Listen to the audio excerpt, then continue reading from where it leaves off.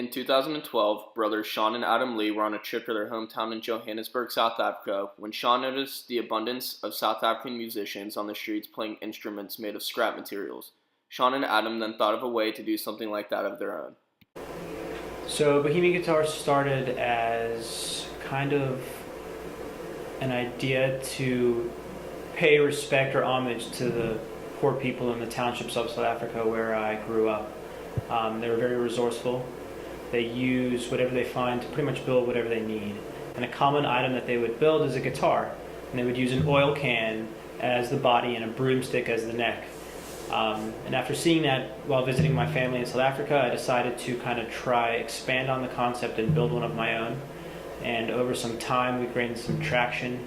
My brother came on board as my business partner, and we're about 2.5, 3 years later where we've been continuing to build the business.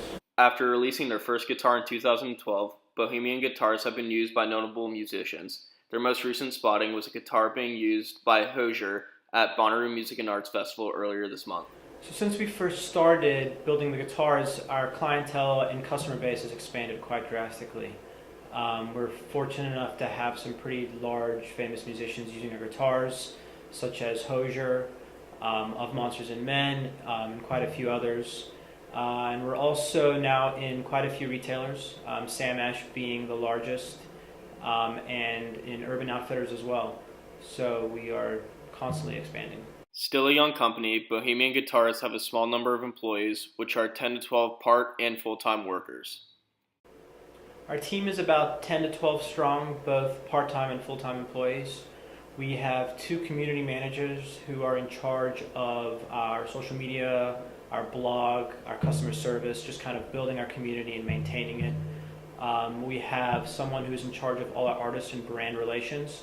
So anytime we're talking with a musician or a brand on a partnership deal or getting a musician a guitar, that person is in charge of that relationship.